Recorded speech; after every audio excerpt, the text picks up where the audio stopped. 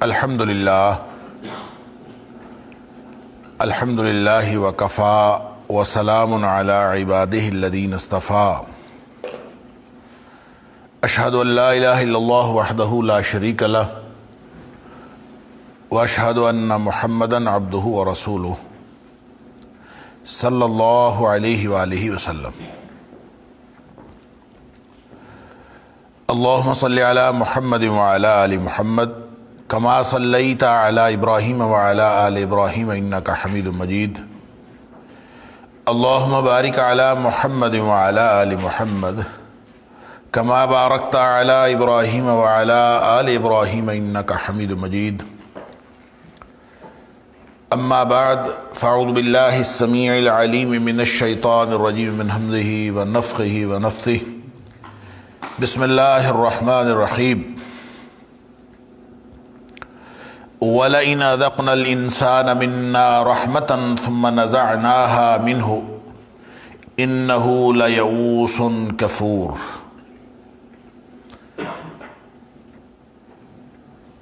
اور اگر ہم چکھائیں انسان کو اپنی طرف سے رحمہ، کوئی مہربانی کی بات، کوئی رحمت کی بات، ثم نزعناها، پھر اس کو ہم واپس لے لیں، چھین لیں، منہ اس سے، انہ لیئوس کفور، تو پھر یہ بہت ہی زیادہ مایوس، نا امید اور ناشکرہ ہو جاتا ہے۔ وَلَئِنْ أَذَقْنَاهُ نَعْمَاءَ بَعْدَ ضَرَّاءَ مَسَّتْهُ، اور اگر ہم اس کو کوئی نعمت پہنچا دیں اس سختی کے بعد جو اس کو پہنچی تھی، لَيَقُولَنَّ، تو یہ یقیناً یہ کہے گا یا یہ کہیں گے، ذَهَبَ السَّيِّئَاتُ عَنِّي، ہم سے یا مجھ سے مصیبتیں دور ہو گئیں، اِنَّهُ لَفَرِحٌ فَخُورٌ، بے شک وہ اترانے والا اور بہت فخر کرنے والا، شیخی بگاڑنے والا ہے۔ سورہ ہود کی آیت نمبر 9 سے آج کے سبق کا آغاز ہو رہا ہے، اور آیت نمبر 9 اس سے ما قبل کی آیات اور اس سے ما بعد کی آیات وہ دراصل توحید کے بارے میں ایک اجمالی بیان ہے اللہ کریم کا، جو سورہ ہود میں ابتدائیے کے طور پر اللہ کریم نے شامل فرمایا۔ بنیادی موضوع تو توحید ہی ہے، اور ساتھ توحید کے حوالے سے انذار ہے، لوگوں کو ڈرانا ہے، اور اسی انذار میں اللہ کریم نے 7 نبیوں کا ذکر کیا ہے، اور پھر 6 اقوام جنہوں نے انبیاء کی بات نہیں مانی اور پھر ان کے اوپر اللہ کا عذاب آ گیا، ان کا ذکر کیا ہے۔ اور ان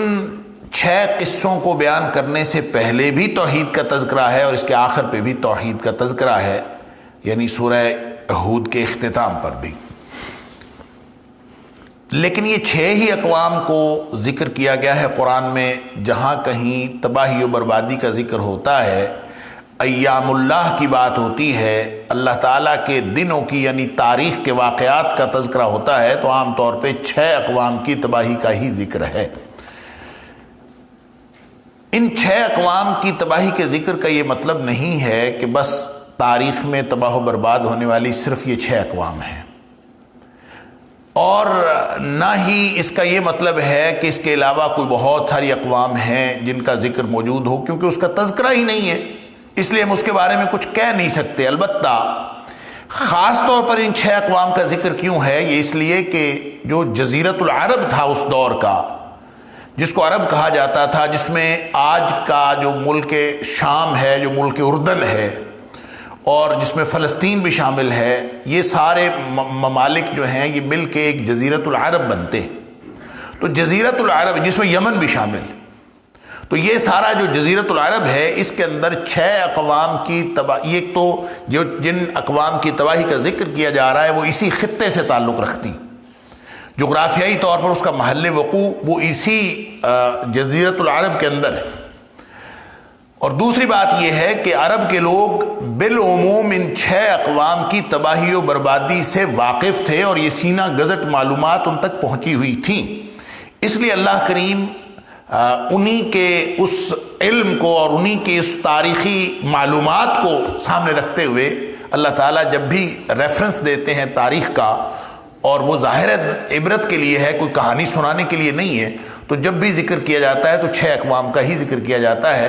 کیونکہ اس جزیرۃ العرب کے اندر ان 6 اقوام سے اور ان کی تباہی کے قصے سے یہ لوگ واقف بھی تھے، اور ان کا تعلق بھی اسی خطہ ارضی کے ساتھ تھا۔ اس میں جب توحید کا ذکر آیا تو اللہ تعالیٰ کی صفات بیان ہوئیں، اللہ تعالیٰ کے کائنات کے مالک ہونے کے اعتبار سے تعارف پیش کیا گیا، پھر اللہ تعالیٰ کا جو علم ہے اس کے محیط کلی ہونے کا، اور اللہ تعالیٰ کے تمام جتنی بھی یعنی کائنات کی جزیات ہیں، اللہ کے علم جزیات کا تذکرہ کیا گیا کہ کائنات کے بارے میں وہ جزیات کا علم بھی رکھتا ہے، اور ساتھ یہ بتایا کہ یہ کائنات جس کی تفہیم تمہیں پوری طرح حاصل نہیں ہوتی، یہ کارخانہ قدرت جس میں بہت ساری باتیں تمہارے لیے متشابہات سے تعلق رکھتی ہیں، تمہیں اس کی گہرائی اور ان کے جزیات کے علم کی طرف توجہ نہیں کرنی چاہیے، بلکہ اس کی مقصدیت کی طرف توجہ کرنی چاہیے، اور وہ کیا ہے؟ وہ ہے لِيَبْلُوَكُمْ أَيُّكُمْ أَحْسَنُ عَمَلًا، وہ ہے تمہارا امتحان کیا جانا۔ لہذا موت اور زندگی کا یہ سارا کارخانہ اصل میں امتحان کے لیے بنایا گیا ہے۔ اس لیے اللہ کی قدرتوں کی، اللہ کی قدرت کی جو نشانیاں ہیں ان کو دیکھتے ہوئے اور ان کی تفصیلات میں جانے کی ضرورت نہیں ہے، بلکہ اس سے عبرت پکڑنے کی ضرورت ہے۔ اس سے وہ جو اللہ کریم نے جس مقصد کے لیے یہ ساری کائنات بنائی اور جس مقصد کے لیے وہ نشانیاں بھیجتا ہے، اسی کو سامنے رکھنا چاہیے۔ جیسا کہ اللہ تعالیٰ نے فرمایا کہ ہم جو نشانیاں بھیجتے ہیں وہ اس لیے بھیجتے ہیں، جیسے سورہ بنی اسرائیل کے اندر فرمایا وَمَا نُرْسِلُ بِالْآيَاتِ إِلَّا تَخْوِيفًا، نشانیاں بھیجتے ہیں ڈرانے کے لیے، خوف دلانے کے لیے۔ لہٰذا مقصد یہ ہے کہ ہمیں یہ پورا کارخانہ قدرت اس اعتبار سے سمجھ میں آ جائے کہ ہم یہاں امتحان کے لیے بھیجے گئے، لِيَبْلُوَكُمْ أَيُّكُمْ أَحْسَنُ عَمَلًا۔ باقی اس کی تفصیلات سمجھ میں آئے چاہے نہ آئے، اس کی کوئی ضرورت نہیں۔ لیکن انسان کیا کرتا ہے کہ عذاب تھوڑا سا اگر مؤخر ہو جاتا ہے، جو کہ اللہ کی سنت ہے، اللہ تعالیٰ فرماتا ہے وَلَئِنْ أَخَّرْنَا عَنْهُمُ الْعَذَابَ إِلَىٰ أُمَّةٍ مَّعْدُودَةٍ، جب کچھ مدت کے لیے عذاب مؤخر ہوتا ہے تو پھر یہ سوال اٹھانے شروع کر دیتا ہے کیوں مؤخر ہوا ہے، کیوں نہیں آ رہا عذاب، کیا معاملہ ہے؟ اور یہ سابقہ تاریخ میں بھی ہوتا رہا ہے، اور اس دور میں نبی پاک صلی اللہ علیہ وسلم کے دور میں بھی جو کفار مکہ ہے اور مشرکین مکہ، وہ بھی اسی طرز عمل کا اظہار کر رہے کہ کیوں نہیں عذاب آتا۔ یعنی اس پر بھی ایک اعتراض ہے، بھئی اللہ تعالیٰ کے سارے کارخانہ قدرت کی سمجھ آ گئی ہے، اس کی تفہیم حاصل ہو گئی ہے، جو تم یہ سوال کرنے لگ گئے ہو کہ اب عذاب کیوں نہیں آ رہا۔ یہ سارے وہ سوالات ہیں جو ہم سے غیر متعلق ہیں۔ اصل بات یہ ہے کہ جن چیزوں سے جو عبرت حاصل کرنی ہے، فرمایا الا یوم یاتیہم لیس مصروفا عنہم حاق بہم ما کانوا بہ یستہزئون، بس یہ ان قریب آنے والا ہے، اور جس دن یہ پہنچ گیا تو پھر وہ ہٹنے والا نہیں۔ اللہ اکبر۔ انسان اس کارخانہ قدرت کو اپنی طبیعت اور اپنے مزاج کے تحت سمجھتا ہے، لہذا فرمایا کہ انسان کا مزاج کیا ہے۔ اب یہاں پہ بطور انسان ایک بات کی گئی ہے، ایک نوع کے طور پر بات کی گئی ہے، حالانکہ مخاطبین جو ہیں وہ مشرکین مکہ ہیں، اولین مخاطبین تو مشرکین مکہ ہیں، لیکن بات کی گئی ہے اس پیرائے میں جیسے سارے انسان ایسے ہوتے ہیں، حالانکہ سارے انسان ایسے نہیں ہوتے۔ انسانوں کی بنیادی فطرت تو ایسی ہوتی ہے جیسی اللہ تعالیٰ نے یہاں پہ ذکر کی، لیکن ان میں جن کو اللہ تعالیٰ نے ایمان کی دولت عطا فرمائی ہو، ان کا طرز عمل ان کافروں جیسا نہیں ہوتا، بے ایمانوں جیسا نہیں ہوتا۔ وہ اپنی فطرت کے اس برے پہلو سے بچ جاتے ہیں، اور فطرت کے اندر جو اچھائی کا پہلو ہے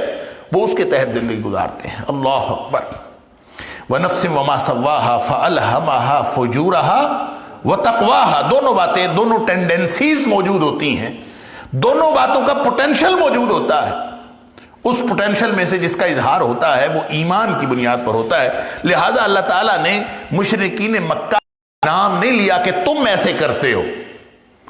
یہ ابلاغی اسلوب ہے قرآن کا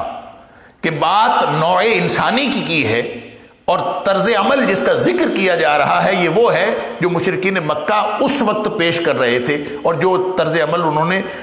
روا رکھا ہوا تھا، اور جو نبی پاک صلی اللہ علیہ وسلم کے سامنے وہ جو کر رہے تھے۔ وَلَئِنْ أَذَقْنَا الْإِنسَانَ مِنَّا رَحْمَةً، کافر کرتا کیا ہے کہ جب بھی ہماری طرف سے کوئی رحمت پہنچتی ہے، کوئی رزق کی فراخی پہنچ گئی، کوئی نعمت مل گئی، اولاد مل گئی، دنیا کی کوئی مادی اسباب میں سے کوئی سبب میسر آ گیا، کوئی بھی چیز، یہاں رحمت سے رحمت کا لفظی معنی تو ہوتا ہے لپیٹ لینا اور اپنی لپیٹ میں لے لینا، ڈھانپ لینا۔ لہذا اگر اللہ تعالیٰ کوئی اپنی طرف سے کوئی ایسی چیز عطا فرماتا ہے جو ان کی ضروریات کو پورا کر دیتی ہے، یا ان کی زندگی کے جو مختلف قسم کے دکھ ہیں ان کو ڈھانپ لیتی ہے، ثم نزعناها منه،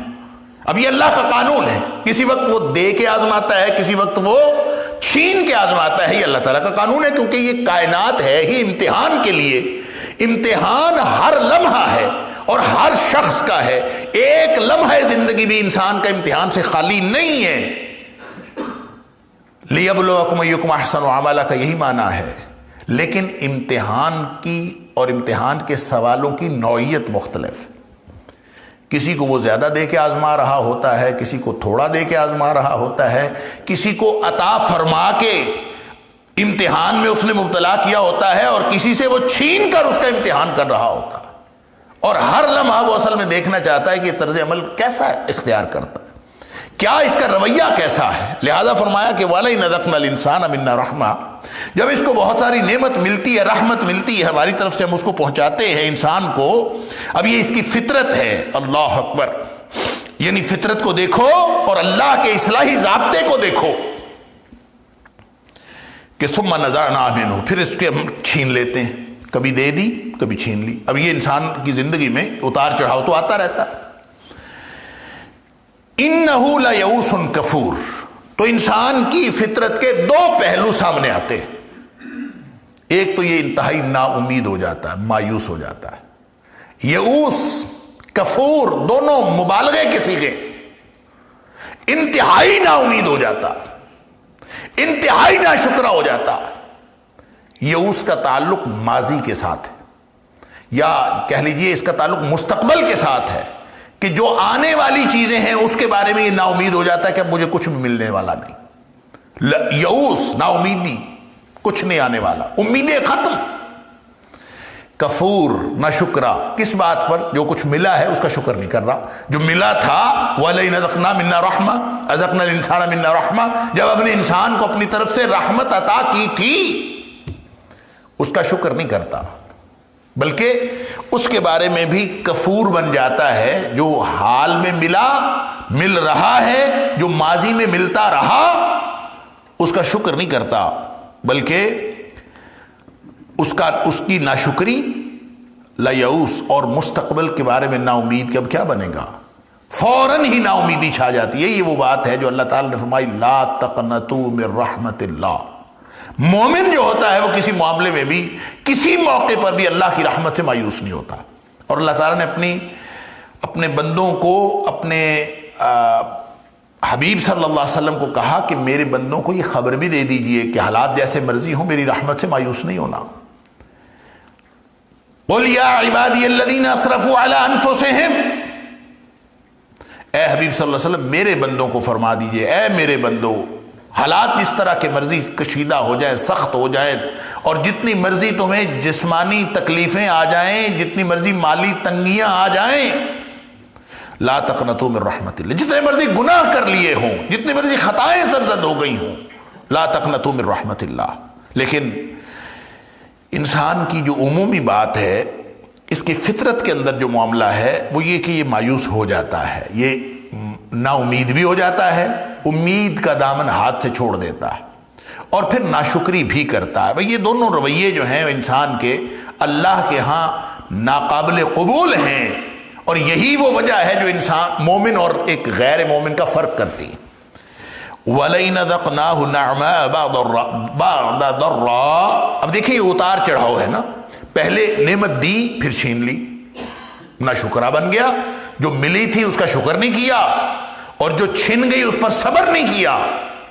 اور اللہ فرماتا ہے اگر ہم پھر دے دیں پھر عطا فرما دیں، تکلیفوں کے بعد، تنگیوں کے بعد پھر دور بدلے۔ اللہ اکبر، وَلَئِنْ أَذَقْنَاهُ نَعْمَاءَ، جب اس کو ہم پھر نعمتیں عطا کر دیں،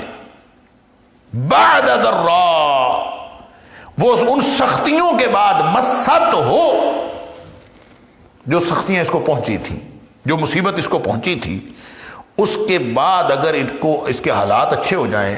اللہ اکبر، تو پھر یہ اس بات پر غور نہیں کرتا کہ میں کتنا مجبور ہوں، کہ جب مجھے مصیبت پہنچی تو میں اس کو دور کرنے والا نہیں تھا، میرے پاس یہ اختیار نہیں تھا، میں کتنا کمزور ہوں، اور نہ یہ نعمت ملنے پر مالک کا شکر گزار ہوتا ہے، اور نہ ہی یہ نعمت چھن جانے پر اس پر صبر کرتا ہے، بلکہ یہ کہتا ہے ذہب السیئات عنی، یہ کوئی طبعی قانون کے تحت مجھ سے مصیبتیں دور ہو گئیں، میری ساری مصیبت ختم ہو گئی، برائیاں مجھ سے دور ہو گئیں، گویا کہ وہ کریڈٹ خود لینے کی کوشش کرتا ہے کہ میں نے یہ کر لیا تو مصیبتیں دور ہو گئی، میں نے یہ کیا تو جو دور ہو گئی۔ انہ لفرح، خوش بھی ہوتا ہے بہت، اللہ اکبر، فخور، اور وہ اتراتا ہے، فخر و غرور میں مبتلا ہوتا ہے۔ دیکھیں یئوس بھی مبالغے کا صیغہ ہے، کفور بھی مبالغے کا صیغہ ہے، اور یہاں فخور بھی مبالغے کا صیغہ ہے، کسر نہیں چھوڑتا، یہ کسر نہیں چھوڑتا، نہ نا امیدی کی کسر چھوڑتا ہے، نہ ناشکری کی کسر چھوڑتا ہے، اور نہ فخر و غرور میں مبتلا ہونے کی کوئی کسر چھوڑتا ہے، اللہ، اور شیخی بگارنے کی کوئی کسر چھوڑتا ہے، اللہ اکبر، اس کو مل جائے صحیح، اللہ اکبر۔ یعنی انسان کی فطرت ہے، اس کے پاس کچھ بھی ہو اس کا اظہار چاہتا ہے، اظہار بھی تحسین کے لیے چاہتا ہے، اپریسیشن چاہتا ہے کہ میرے پاس یہ ہے، لوگ کہیں کہ یہ جناب کتنا اچھا ہے۔ کسی کو اللہ نے خوبصورتی دی ہے تو وہ اس کا ہر وقت یہ دل چاہتا ہے کہ لوگ میری خوبصورتی کی تعریف کریں۔ کسی کو اللہ نے مال دیا ہے تو اپنے مال کے حوالے سے کسی سے تحسین طلب نگاہوں سے لوگوں کو دیکھتا رہتا ہے، اور جب تک اس کا اظہار نہ ہو اور اظہار ہونے کے بعد اس کا رسپانس لوگوں سے نہ ملے، انسان کی فطرت ایسی ہے کہ اس کی تسکین ہی نہیں ہوتی، اللہ۔ اور یہ فطرت بھی اللہ نے امتحان کے لیے ایسی بنائی۔ مومن ہر معاملے کو اللہ کی طرف منسوب کرتا ہے، اگر کوئی پریشانی آئی ہے تو وہ صبر کرتا ہے، اگر اس کو کوئی خوشی ملی ہے، کوئی فراخی ملی ہے، کوئی نعمت ملی ہے تو وہ بھی اللہ کی طرف منسوب کر کے اللہ تعالیٰ کا شکر گزار ہوتا ہے، اللہ اکبر۔ اور یہ صرف مومن کو ہی اللہ تعالیٰ نے شان عطا فرمائی ہے۔ وہ جیسے مسلم شریف کی حدیث ہے کہ نبی کریم صلی اللہ علیہ وسلم فرمایا عجبا لامر المومن، یعنی فطرت ہر انسان کی یہی ہے، فطرت ہر انسان کی یہی ہے، لیکن عجبا لامر المومن، مومن کا معاملہ بڑا عجیب ہے۔ یہ فطرتیں رکھتے ہوئے، یہ فطرتیں رکھنے کے باوجود وہ کیا کرتا ہے، اللہ اکبر، یعنی یہ اتار چڑھاؤ مومن کی زندگی میں بھی آتا ہے، لیکن نبی کریم صلی اللہ علیہ وسلم فرماتے ہیں کہ ان امرہ کلہ خیر، یہ اتار چڑھاؤ مومن کی زندگی میں بھی آتا ہے، اور مومن کا معاملہ اس لیے بہترین اور بڑا عجیب ہے، عجبا لامر المومن، اور عجبا تحسین کے لیے ہے کہ بہت ہی شاندار معاملہ ہے، حیران کن معاملہ ہے۔ کیا معاملہ ہے؟ زندگی کے اتار چڑھاؤ آتے رہتے ہیں، کبھی نعمت چھن جاتی ہے، کبھی نعمت مل جاتی ہے، کبھی وہ بہت خوشحال ہو جاتا ہے، کبھی تنگ دست ہو جاتا ہے، ان امرہ کلہ خیر، لیکن مومن کا معاملہ ہر حالت میں بہترین اور بھلائی والا ہی ہوتا، ہر طرح کا معاملہ اس کے لیے بھلائی والا ہوتا، تنگ دستی ہو تو بھی بھلائی ہے، اللہ اکبر، اور اگر خوشحالی ہو تو بھی بھلائی ہے، ان امرہ کلہ خیر۔ اور پھر فرمایا وَلَيْسَ ذَاكَ لِأَحَدٍ إِلَّا الْمُؤْمِنِ، یہ حقیقت بھی ذہن میں رکھو کہ یہ جو معاملہ ہے فطرت کو اوور کم کرنے کا، فطرت کو قابو میں کر کے، اس کو لگام دے کے اللہ تعالیٰ کے اس امتحان کی تفہیم حاصل کر کے اپنے رویے کو اللہ کی مرضی کا بنا کے رکھنا ہر طرح کے حالات میں، یہ کسی اور کے لیے ممکن ہی نہیں ہے سوائے مومن کے۔ وَلَيْسَ ذَاكَ لِأَحَدٍ إِلَّا الْمُؤْمِنِ، نبی پاک صلی اللہ علیہ وسلم فرماتے ہیں کہ یہ معاملہ کہ ان امرہ کلہ خیر، کہ ہر حالت میں اس کو بھلائی ہی بھلائی ملے، کہ سوائے مومن کے اور کسی کے نہیں ہو سکتا۔ لہذا وہ نوٹوں کے اوپر جو لکھا ہوا آپ دیکھتے ہیں نا کہ یہ رزق حلال عین عبادت ہے، اکیلا رزق حلال نہیں عبادت، مومن ہو گیا ایک دفعہ تو اس کی تو پوری زندگی عبادت ہے۔ تنگ دستی میں بھی یہ اجر لیتا ہے، فراخی میں بھی اجر لیتا ہے۔ فرمایا کہ یہ ایسا اس کا معاملہ ہے، ان اصابتہ سرا شکر فکان خیر لہ، کہ جب اس کو کوئی خوشحالی پہنچتی ہے یہ اللہ کا شکر کرتا ہے، یہ معاملہ بھی اس کے لیے بہترین ہو جاتا ہے۔ یعنی وہ نعمت ملنے کا زمانہ، نعمت ملنے کی حالت، خوشحالی کی حالت، ان اصابتہ سرا شکرا، یہ شکر کرتا ہے، اس کا معاملہ اس کے لیے بہترین ہو جاتا ہے، اس حالت میں بھی اللہ سے اپنا اجر لے لیتا ہے۔ فکان خیر لہ، یہ اس کے لیے بہترین ہو جاتا ہے۔ اللہ پھر نبی پاک صلی اللہ علیہ وسلم ان اصابتہ ضراء، جب اس کے لیے کوئی مصیبت پہنچتی ہے، تنگ دستی پہنچتی ہے، صبر، تو یہ صبر کرتا ہے، فکان خیر لہ، اور یہ بھی اس کے لیے بہترین ہو جاتا ہے۔ وہ تنگ دستی بھی اس کے لیے بھلائی ہی لاتی ہے۔ مومن کا معاملہ ایسا ہے کہ ہر حالت میں اس کو بھلائی ہی بھلائی ملتی ہے۔ اللہ اکبر۔ لہذا اللہ کریم نے فطرت کا ذکر کر کے، اللہ، یہ فطرت انسان کی، یہ اللہ تعالیٰ نے مختلف مقامات پر قرآن حکیم میں یہ ذکر کیا کہ فطرت ایسی، فطرت تو یہی ہے، جلد باز ہے، اور ہر چیز جس طرح کا ماحول ہوتا ہے، جس طرح کی سراؤنڈنگ ہوتی ہے، جس طرح کی اس کو کوئی کیفیت کا سامنا ہوتا ہے، اس کا اثر تو اس کی طبیعت کے اوپر ہوتا ہے۔ یہ تو انسان کی فطرت ہے، اس فطرت کو اوور کم کیا جا سکتا ہے صرف ایمان کے ذریعے۔ اللہ اکبر۔ تو اللہ کریم نے سورہ یونس کے اندر بھی آیت نمبر 92 میں اسی مضمون کا ذکر فرمایا، سورہ بنی اسرائیل کے اندر بھی آیت نمبر 83 کے اندر یہی مضمون، سورہ روم کی آیت نمبر 33 اور 36 کے اندر بھی یہی مضمون، اور سورہ حدید کی آیت نمبر 23 کے اندر بھی اللہ کریم نے یہی مضمون اس کی فطرت کا، کہ جب اللہ تعالیٰ اس کو خوشحالی دیتا ہے تو یہ اتراتا ہے، اللہ اکبر، اور جب اس کو تنگ دستی ملتی ہے تو یہ جزا فضا کرتا ہے، یہ نا امید ہو جاتا ہے، حالانکہ اس کو اللہ کی رحمت سے تو کبھی نا امید نہیں ہونا چاہیے۔ تو انسان اللہ تعالیٰ کے اس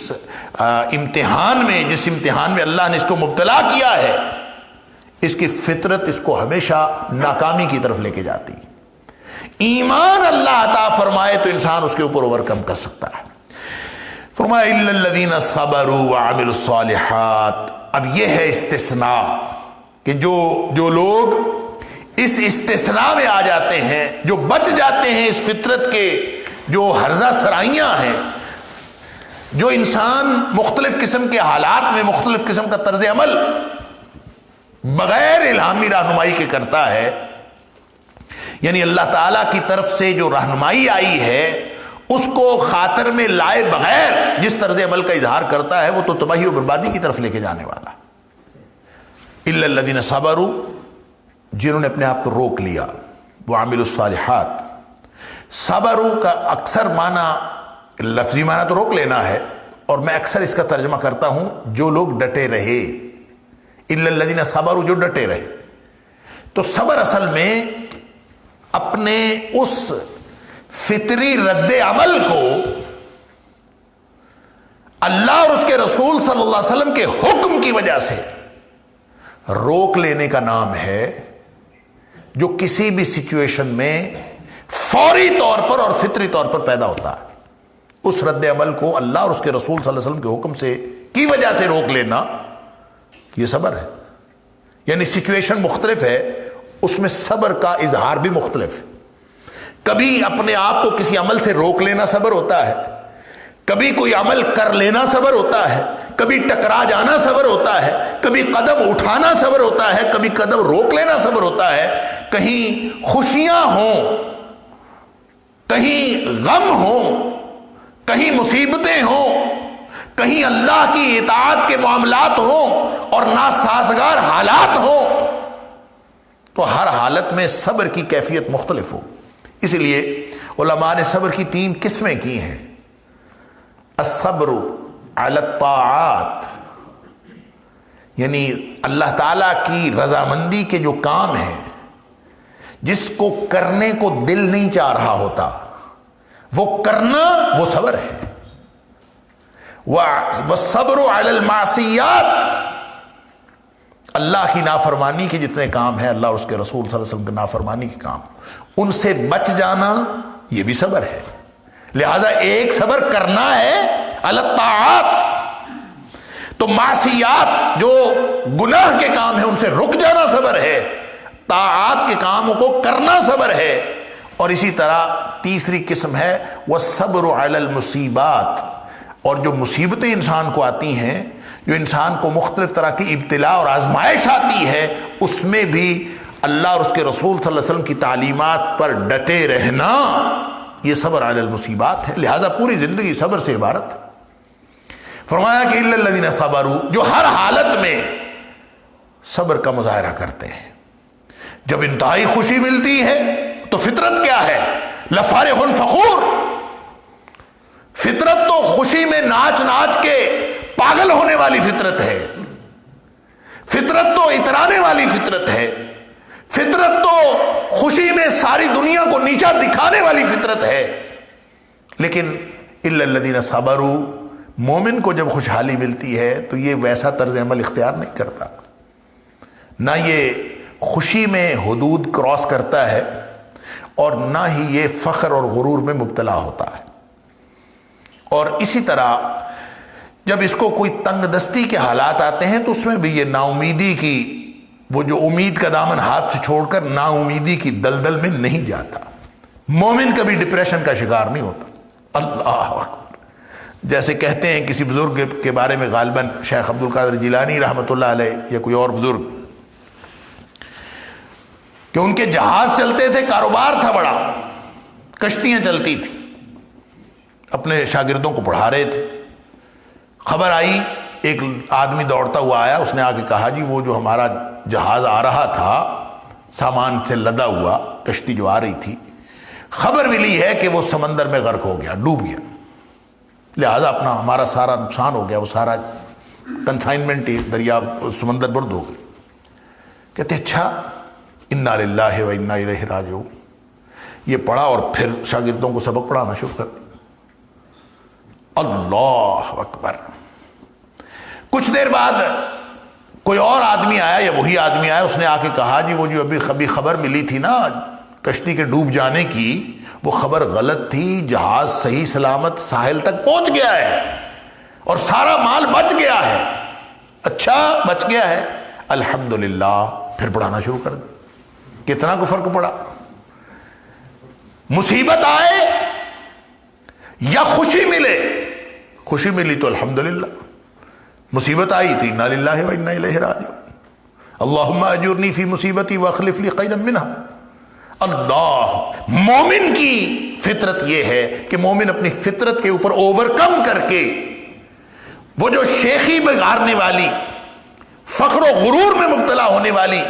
اس میں بھی وہ صبر کرتا ہے، اور نا امیدی میں مبتلا ہونے والی اور ناشکری کے رویے والی، اس سے بھی وہ اجتناب کرتا ہے اور اس پر بھی ڈٹا رہتا ہے۔ اس سارے طرز عمل کو جو پوری زندگی کو محیط ہے، اللہ کریم نے صبرو فرمایا، یہ صبر ہے۔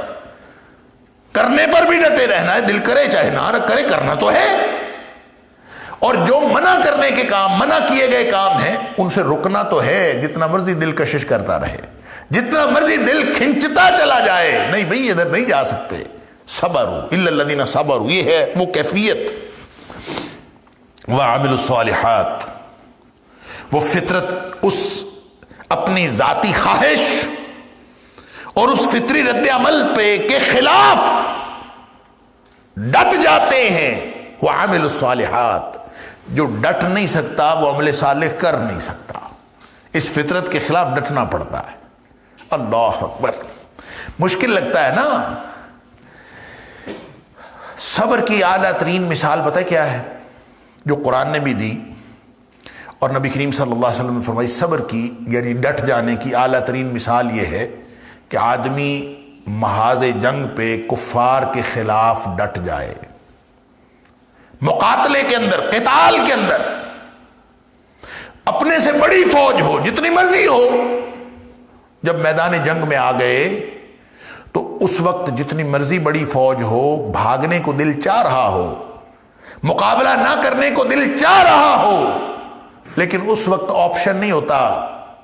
پیٹھ پھیر کے بھاگنے کا۔ نبی کریم صلی اللہ علیہ وسلم نے فرمایا دعا کیا کرو کہ اللہ تعالیٰ دشمن کے آمنے سامنے سے بچا لے۔ دشمن کا آمنا سامنا ہونے کی کبھی دعا نہ کیا کرو۔ لا تتمنوا لقاء العدو، دشمن کے ساتھ آمنے سامنے کی کبھی دعا نہ کرو۔